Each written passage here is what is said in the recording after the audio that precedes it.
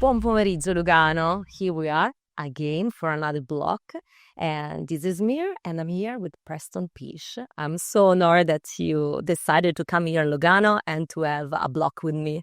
I'm excited to be here. It's never a bad day in Lugano. That's correct. That's correct. So what we are going to do in this block, we are going to discuss some things about the job, about the lesson that you are going to have tomorrow here in Lugano during the summer school. And so let's start with the first question I'm very curious about. So many people decide to enter into the Bitcoin space and to change their life and start a Bitcoin job. And people around them react in different ways. Families, friends. When you decided to move fully on Bitcoin, how was the reaction of people around you, like families, friends, and acquaintances?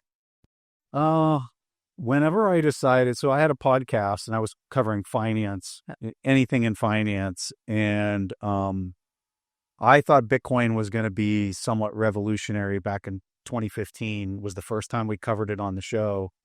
And we read a book, The Age of Cryptocurrency was the name of the book. It just came out at maybe the end of 2014, 2015. We read the book. We talked about it on the show. And on the show, I was like, I think this is going to be a really, really big deal. So we kept like sporadically covering it on the show, like, I don't know, once a quarter or whatever.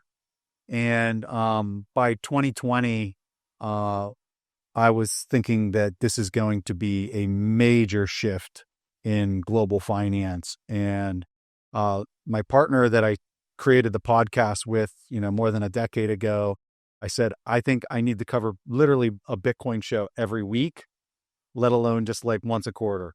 And he was like, and he understood it, but I don't think that he was maybe necessarily looking at it in the same lens that I was, as it being like literally taking over for global finance, being like the bedrock or the backbone of it.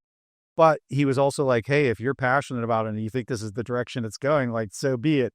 And so what I would say is when I shifted to covering Bitcoin every single week on the show, I had a lot of people, not just family and friends, but people that had been listening to the show for 6 years or 7 years at that point.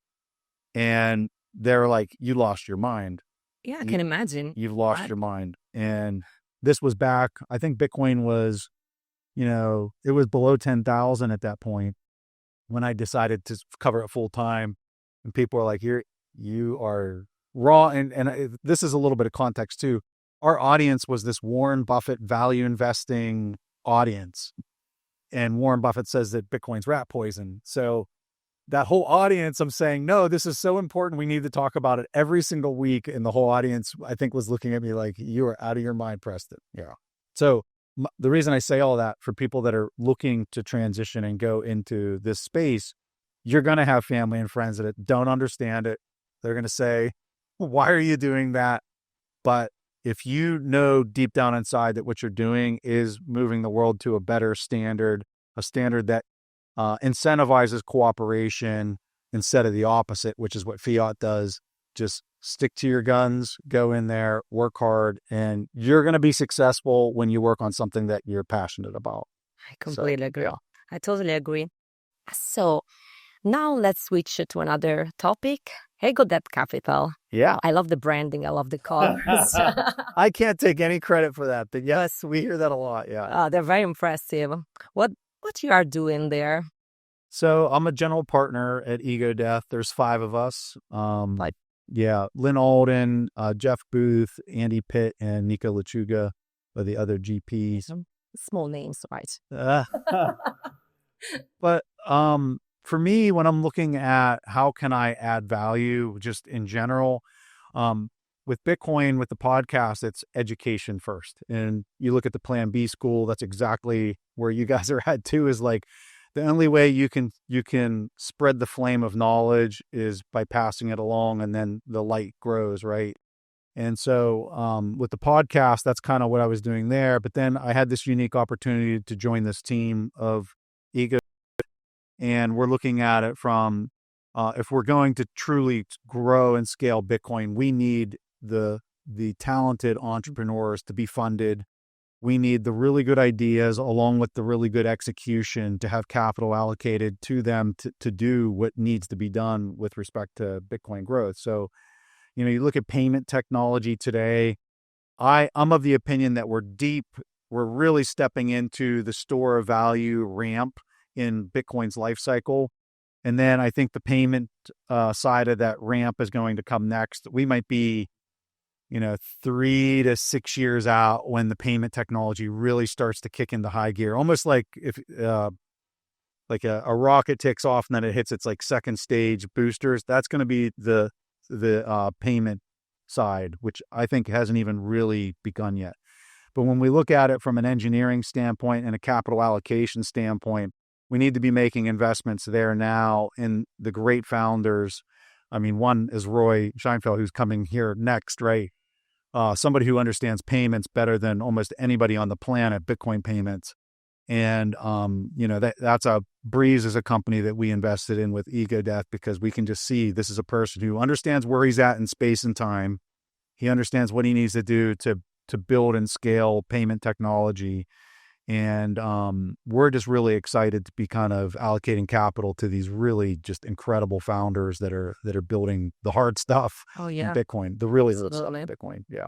But you are helping a lot, being a podcaster, Trying. No, absolutely. And also professor, because tomorrow there is going to be, I know professor is a very nice word, but teacher, it doesn't represent exactly. Professor is better. So I'm going to quote the title of your lesson tomorrow is going to be the Bitcoin super spreader, right? Yes. What are you going to talk about? Can you give us some spoiler? So it's a theme. The Bitcoin super spreader is the theme of two different presentations, but and this is I can't take credit for this term. This was a term I heard Michael Saylor say, I think in Prague, where he said the Bitcoin treasury companies are the super spreaders. And I think a lot of people are looking at the Bitcoin treasury companies right now, and they're making a false dichotomy of something that they've seen historically, which is the ICO boom, all these rug pulls that you've had with, these tokens and coins and NFTs and all that kind of stuff. And they're saying, well, that was what the rage was in the last cycle, and that's going to lead to the demise of this cycle. And people are looking at Bitcoin treasury companies and they're just making, in my opinion, what's a false parallel. I think that the Bitcoin treasury companies are global equity starting to rewire itself. And what I mean by that is for the last 40 years, you've had the fixed income market has just been bid for 40 years straight, meaning it's just like there was always a buyer. If you were in the bond market, especially long duration bonds, and you bought them for the last 40 years, you just made money. And that's all. You didn't have to know much. You just had to buy whatever, and it just always went up. But what that did is it created this situation where all this, that became the store of value medium for the world was fixed income. And now that that's starting to unravel, it's like, where is all that buying power going to nest itself? It's nesting itself into Bitcoin. But what's going to be big enough in order for that to really kind of conduct a massive transfer out of fixed income into Bitcoin?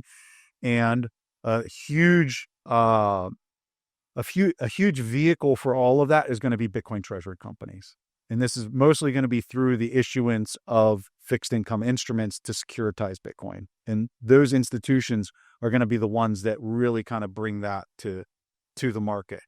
So I'm teaching the why behind that. I'm teaching some of the mechanics behind it, because saying it for 5 minutes verbally, some people will be like, okay, well, I don't know if I agree with that, but what I'm going to try to do over the 2-hour block is really kind of walk people step by step as to the thesis and how that's going to really unfold.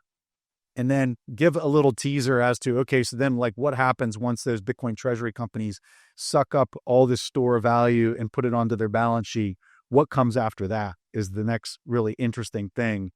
And the teaser is that I think that those companies are then going to like rewire all of the incentives around global equity and what is value And it's going to be just a fun conversation. I really want it to be interactive with the students to kind of hear their input yeah. and have it be engaging. Yeah. Yeah, I'll be there because I don't have a strong opinion on the topic. I'm very ignorant.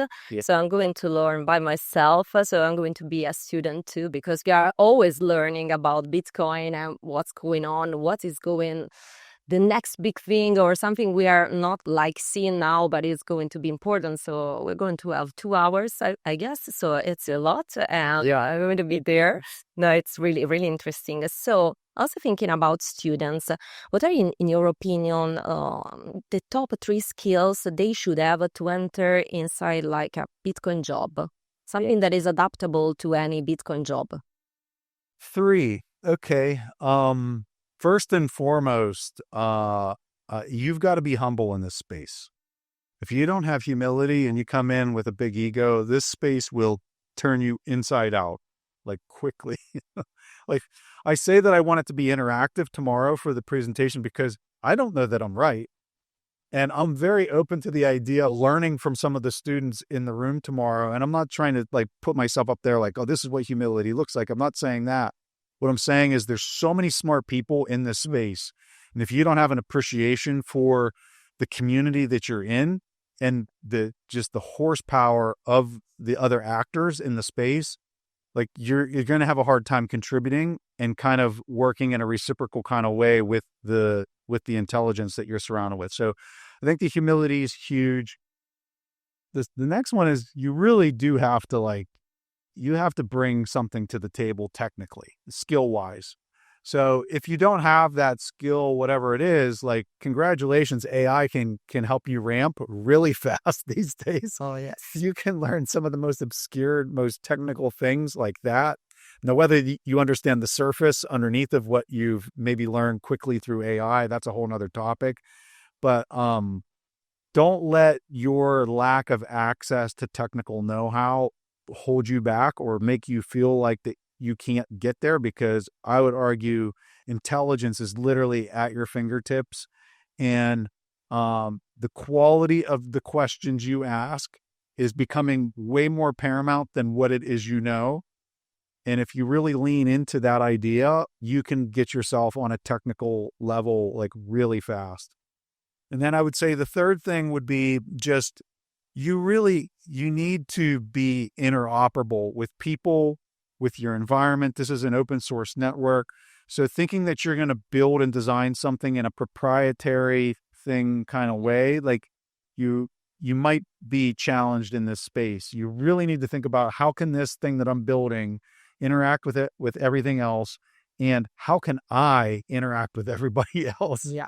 From a social dynamic as well. I think it's really important because your reputation will really help you out a lot in the space. So, and sometimes that takes time to build, but that's fine. Like start off small and like go from there and just help other people, help the community, and what you're going to find, it's all just going to come back to you. So those would be the 3 things. Wow. So be humble, be ready to be tech savvy, update your technicalities according to the technology, and also ask great questions. And also have an interoperable, that's impossible, mindset, and maybe learn English better than me. So I have a last question, my last question, because I think another block has been mine. It's about Lugano. We were just chatting about Lugano. Oh, yeah? I love Lugano. I have moved here 1 year ago. At this point, I love everything, but maybe there are some flaws. Have you seen any flaws in Lugano yet? Any flows? Yeah, any things that you don't like about Lugano so far? No. Come on. Yeah, it's very expensive. Oh, here's one.